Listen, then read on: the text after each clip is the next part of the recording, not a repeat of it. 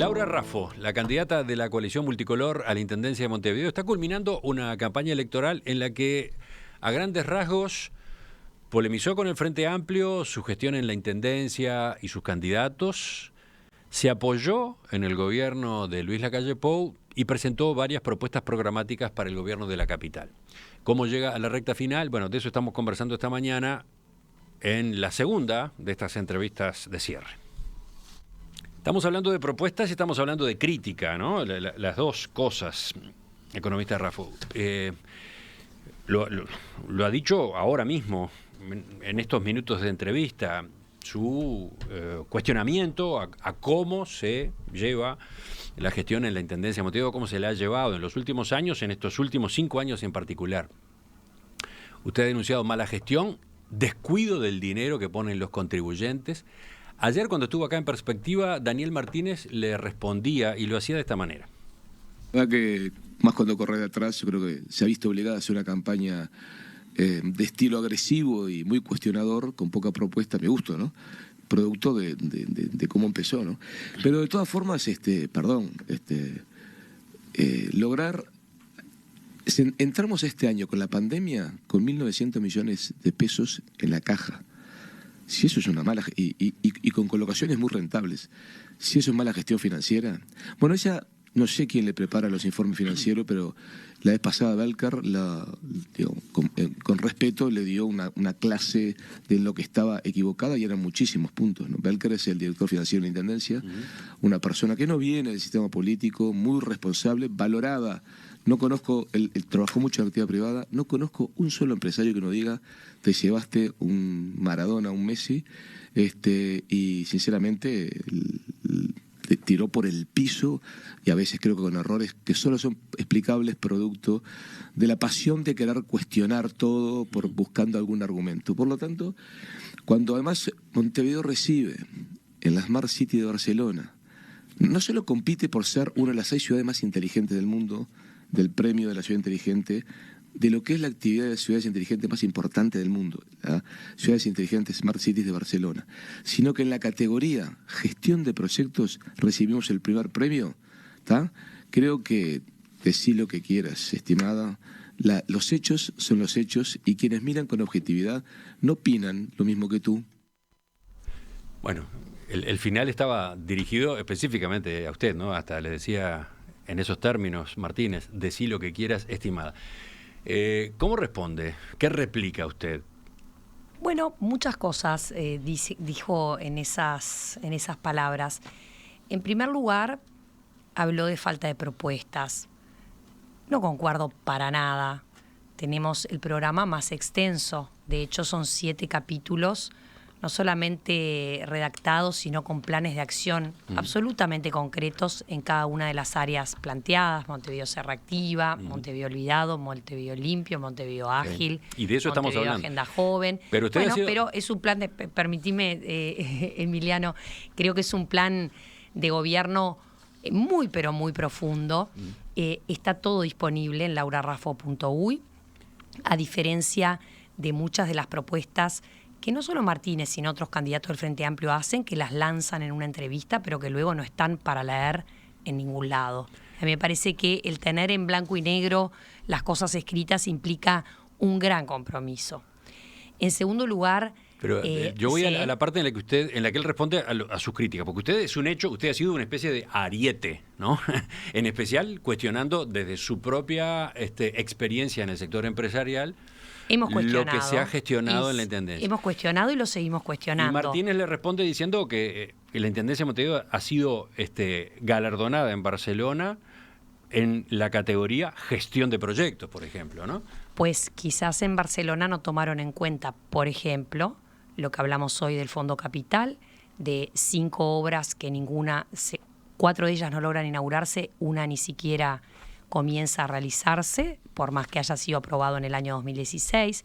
Quizás tampoco tomaron en cuenta que se intentó cambiar la iluminación de la ciudad a luminarias LED, que el proceso de licitación comenzó en el año 2016 y en 2020 no se llegó a concretar. ¿Por qué? Por enormes errores de gestión. Primero, 2 licitaciones con procesos que tuvieron que declararse desiertos, observadas por el Tribunal de Cuentas.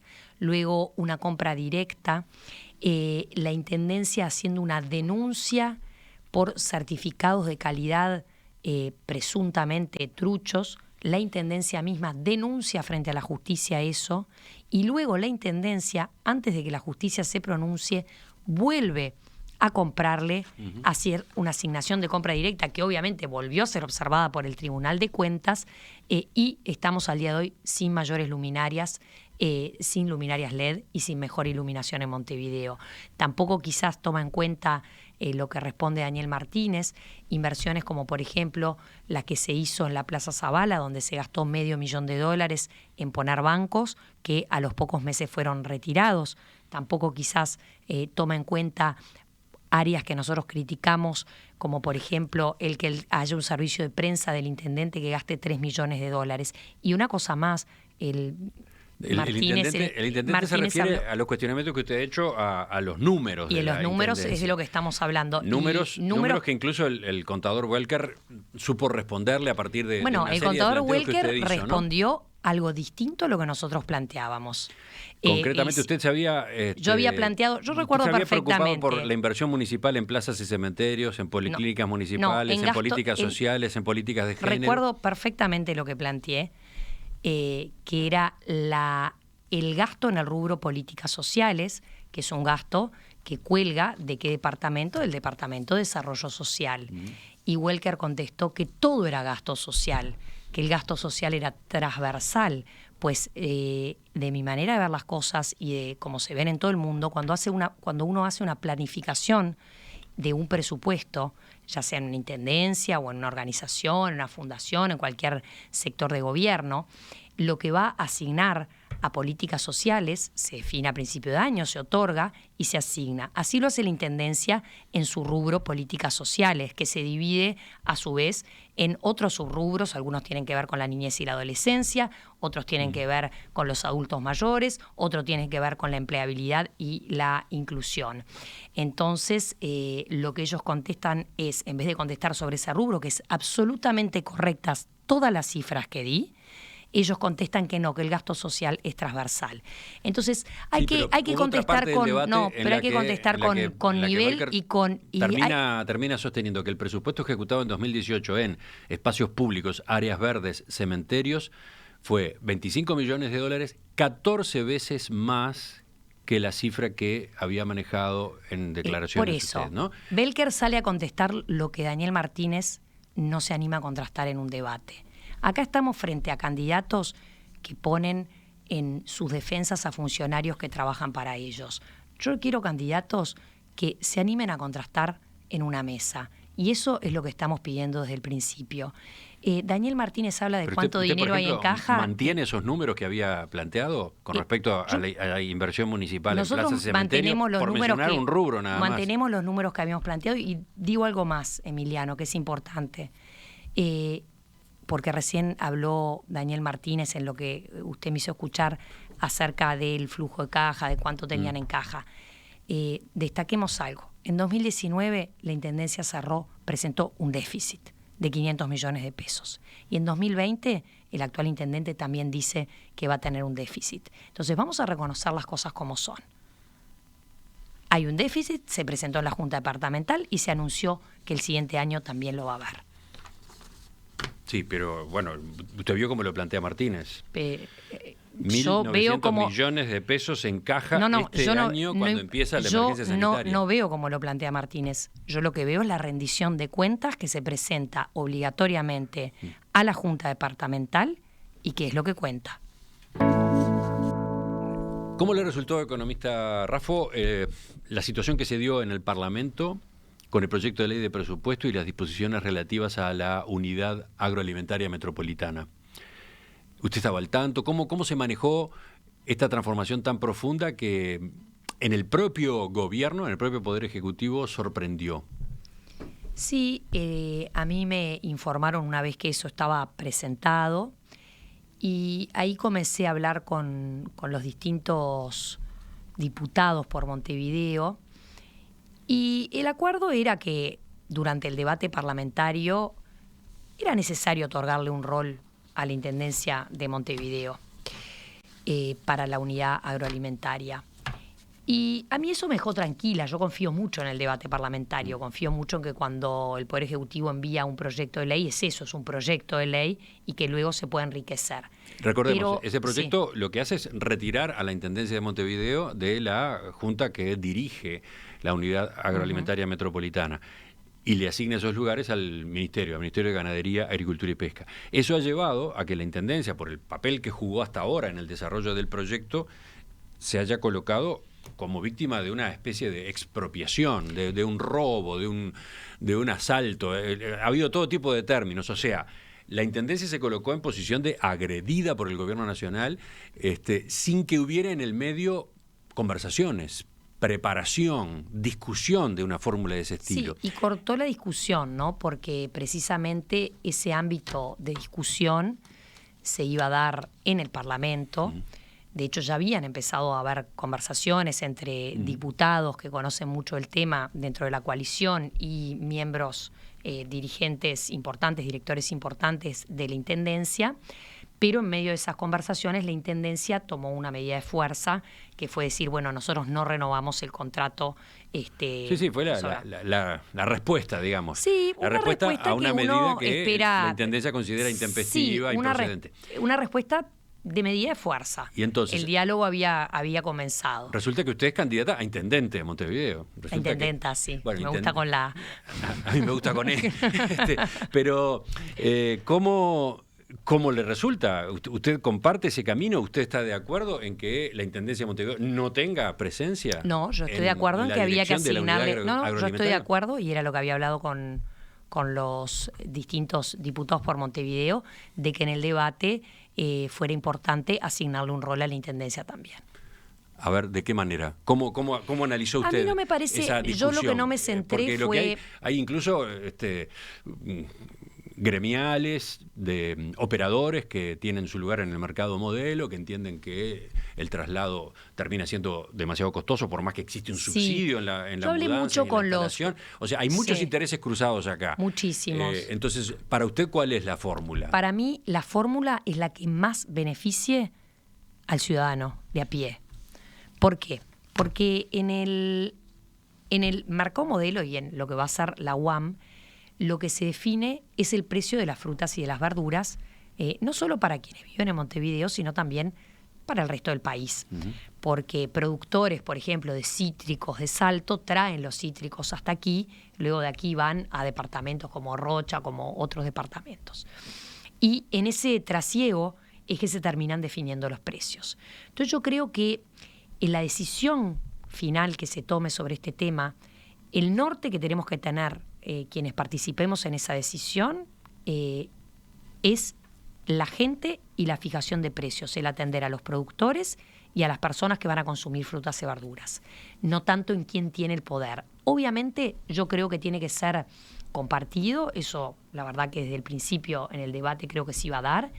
A mí no me molesta si la gobernanza siempre tenía que ser compartida. No me molesta si la gobernanza termina en manos del ministerio, siempre y cuando la Intendencia pueda tener un rol activo en esa gobernanza. Lo que sí me parece que en el centro del debate no tiene que estar quién tiene el poder. En el centro del debate tiene que estar cuál es el mecanismo para garantizarle a los productores la mejor logística y trabajo posible dentro de la unidad, y cuál es el mecanismo para garantizarle a los consumidores que la fijación de precios de frutas y verduras sea la adecuada. ¿Pero usted tenía este tema en Nosotros, su horizonte? Porque la unidad agroalimentaria se viene en su inauguración. Sí, para la el mes de mudanza del noviembre. mercado modelo a la unidad agroalimentaria, por supuesto, ya había tenido reuniones con la Cámara Frutícola, con productores. De hecho, había mucha preocupación de parte de los productores por los precios. Pero no se hablaba, usted no hablaba de este asunto.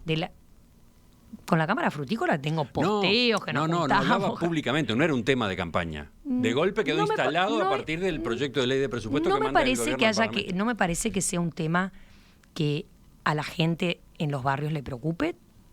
Soy sincera, Emiliano, no hubo ninguna persona en ningún barrio de Montevideo que nos hablara de este tema. La gente de lo que nos habla es de la basura, nos habla del transporte, nos habla de la iluminación.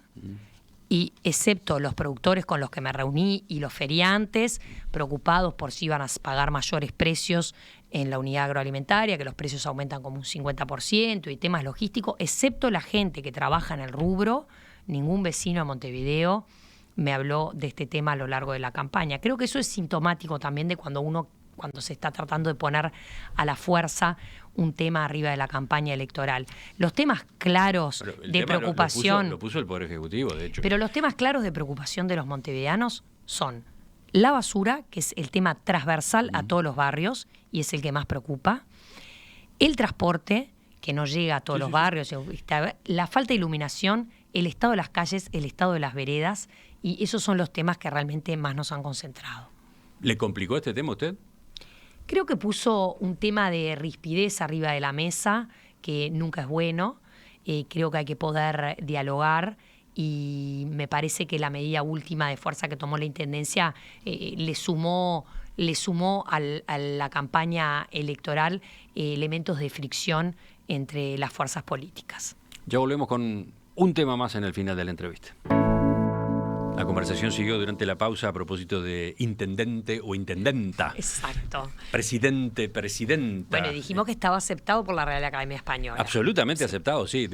A donde yo iba con eso de a mí me gusta intendente, es a que me resulta, la verdad me resulta más natural el término de esa forma. Pero lo otro que digo también es que esté aceptado o no intendenta, presidenta, lo que yo noto en la audiencia es que elija yo o elija un periodista una de las dos formas, enseguida aparece la discrepancia de quienes se sienten molestos, heridos, etcétera, ¿no? Sí, está muy dividida la gente en torno a cómo utilizar el lenguaje en estos cargos. Sobre todo respecto a la terminología. Yo lo que siempre defiendo es que precisamente las mujeres hemos tenido mucha menor participación en cargos de liderazgo, tanto en política como en sindicatos, en el área académica, en el área corporativa, y por lo tanto visibilizar que quien ocupa el cargo es una mujer me parece muy importante, y por eso siempre digo presidenta, intendenta, senadora, diputada, y hago hincapié en eso. Ya sobre el final de la entrevista y a propósito de su programa, Economista Raffo, recuerdo que cuando hicimos la entrevista anterior usted había lanzado ya 2 capítulos, el de Montevideo Olvidado y el Montevideo se reactiva. En aquel momento nos detuvimos en ellos. Después hizo otros lanzamientos. Por ejemplo, el de Montevideo Limpio, que, como usted señalaba hace un rato, alude a uno de los puntos más sensibles de la administración departamental. Basura, residuos.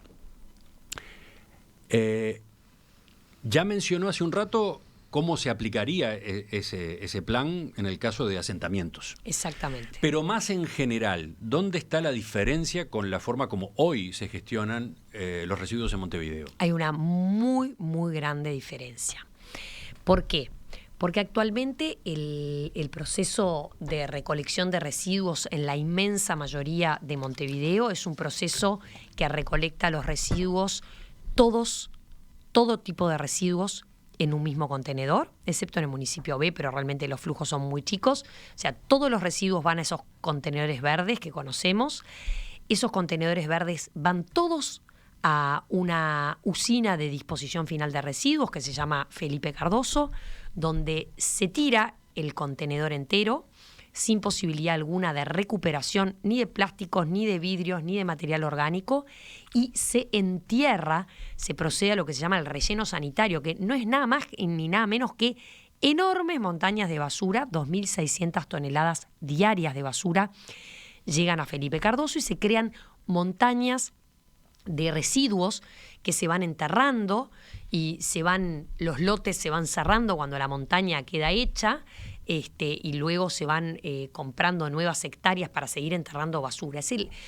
No solamente desde el punto de vista ambiental es el peor sistema, sino que realmente desde el punto de vista económico para el departamento también es el peor sistema. ¿Por qué? Porque hoy en el mundo, y es lo que nosotros proponemos, lo que se hace es segregar los flujos de basura según el tipo de basura que es y generar riqueza a partir de los residuos, que eso es importantísimo. Nosotros lo que pretendemos es que la Intendencia tome el guante de recolectar separadamente los residuos. Cuando dice tome el guante, ¿a qué se refiere? Es porque, ¿qué sucede? Muchas veces se habla de, ay, el montevideano es sucio, el montevideano no colabora, Algo el de eso montevideano hay. no clasifica. Una cantidad de ¿Y por montevideanos qué? son descuidados en el manejo de la limpieza. ¿Y por qué lo hacen? Porque saben que no hay nadie de que después de eso se ocupe. Yo supongo que sea un ciudadano ejemplar y clasifico en mi casa los residuos y vivo, digamos, en el municipio C. Vivo en el Prado. Y yo, ¿cómo hago con esos residuos que clasifiqué? En la vereda, y cuando salgo, el contenedor que hay es el verde, es todo para los mismos residuos. ¿Qué hago con los que clasifiqué? Bueno, me tengo que tomar el trabajo de ir a algún punto, en algún supermercado, para colocar las botellas de plástico y después ver si reciclo el aceite en no sé dónde. Es una pesadilla para el ciudadano que quiere colaborar. Y por lo tanto, cuando la intendencia, que es la que se tiene que ocupar, no se ocupa, no podemos pretender que el ciudadano sea a cargo de algo que no le corresponde. Entonces, para crear ese círculo virtuoso de los residuos donde al final se genera dinero, por supuesto, vamos a pedirle al ciudadano que separe en dos sus residuos, solamente en dos al principio. Esto lo trabajamos mucho con los técnicos del PERI, que participaron muy activamente. El PERI es el Partido Ecologista Radical Intransigente, el de César exactamente. Vega, que está apoyando su candidatura y en especial en este capítulo, ¿no? En especial en este capítulo, y nos acompañó no solo al lanzamiento de este capítulo, también después nos acompañó en la recorrida por el Montevideo Rural, que él sabe muchísimo del tema también. Entonces vamos a separar en dos los residuos. Por un lado le vamos a decir a la gente que separe lo orgánico, es decir, lo húmedo, los restos de comida típicamente, y por otro lado lo no orgánico, las botellas, el papel, el cartón, etcétera. Eso se va a recolectar de manera diferenciada en todo Montevideo. ¿Y a dónde se va a dirigir? A plantas, que hoy hay solamente 4 plantas de preclasificación de residuos, que hay un informe del BID que dice que no funcionan adecuadamente. Como decíamos, el Fondo Capital hace más de 4 años pretendía hacer una nueva planta de preclasificación que nunca se hizo. Es absolutamente necesario hacerla.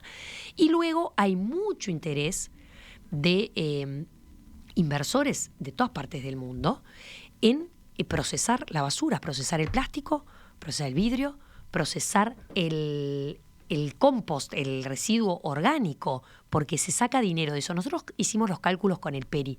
Solamente si se lograra procesar todo lo que es residuos orgánicos, estaríamos obteniendo por año un mínimo de 600 millones de pesos adicionales. Es un montón de dinero. La clave entonces es modificar el sistema de contenedores, por ejemplo. El sistema de recolección, nosotros lo que planteamos es en una primera etapa, porque nosotros somos coherentes. ¿Qué hay disponible? Tampoco sabemos que si llegamos a la intendencia, vamos a llegar a una intendencia que está en déficit, ya se anunció, que no tiene extremados recursos, y por lo tanto decimos, ¿qué podemos hacer?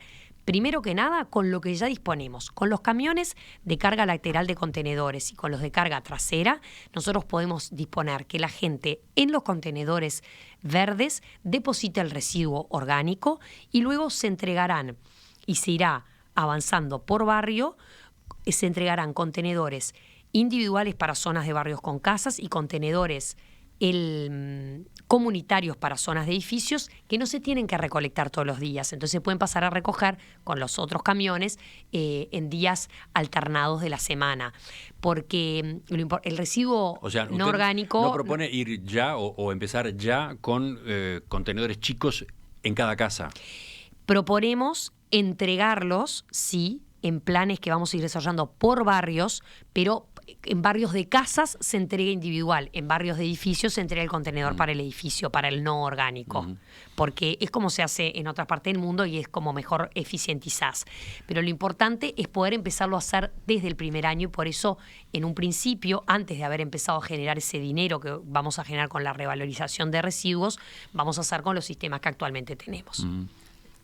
Los otros candidatos, los del Frente Amplio, a grandes rasgos van por caminos parecidos, ¿no? Fórmula más, fórmula menos, están en la sintonía. No esa. Lo han hecho, ¿no? Creo que todos sabemos... Hablando de lo que anuncian ahora, sí, ¿no? Creo que todos sabemos que a nivel mundial esto es lo que hay que hacer. Nadie discute la teoría. El tema es cómo se lleva a cabo y quién lo logra llevar a cabo. porque ya en el periodo anterior, quien fue intendente prometía 8 plantas de preclasificación de residuos, Daniel Martínez, al finalizar su periodo, y siguen estando las mismas 4, y proponía que también se iba, no llegó a decir que se iba a sacar valor de los residuos, pero proponía esta planta de preclasificación con el Fondo Capital, que no la llegó a hacer. Entonces yo creo que no es solamente un tema de propuestas, es un tema de quién las logra llevar a cabo. El otro día yo estaba visitando en el cerro a una vecina y la vecina me decía, no puede ser, esta calle no me la bituminizan, y aparte en el cerro como se forman, ¿no? Me salen las piedras, ¿no? Quedan las calles muy, realmente muy afectadas por eso. Me dice, esta calle no me la bituminizan y a mí no me importa de qué partido son, quiero que me solucionen el problema. Me dice, el otro día estuvo Martínez por acá, le planteé lo mismo, quiero que me solucionen. Y yo lo que le contesté a la vecina fue, te entiendo, y yo lo que te estoy pidiendo es una oportunidad. Los candidatos del Frente Amplio tuvieron una oportunidad, vienen gobernando hace 30 años, algunos mejor, otros peor, pero no te solucionaron el problema. Danos una oportunidad a nosotros de llegar al gobierno y solucionar realmente los problemas que le preocupan a los montevideanos, como la basura, la iluminación, las calles, las veredas. Me parece que esa es la diferencia y eso es en lo que estamos haciendo hincapié en este último tramo de campaña. El tener la oportunidad de hacerlo diferente y de mejorar la gestión en la Intendencia de Montevideo. Laura Raffo, candidata a intendenta de Montevideo por la coalición multicolor, le agradezco que nos haya acompañado esta mañana. Me alegro de que la voz le haya dado, porque está cascada. Ya casi llegamos al tramo final de la entrevista. El día de hoy va a ser difícil, me parece. Bueno, ahora lo que me espera es por lo menos volver un ratito a mi casa a desayunar con mis hijos para mi cumpleaños, Emiliano. Que pueda festejar bien. ¿Cómo no? Que exista ese espacio de pausa. Volvemos a conversar entonces dentro de unos días. Por supuesto, encantada. Ya seguimos, viene la tertulia de este martes.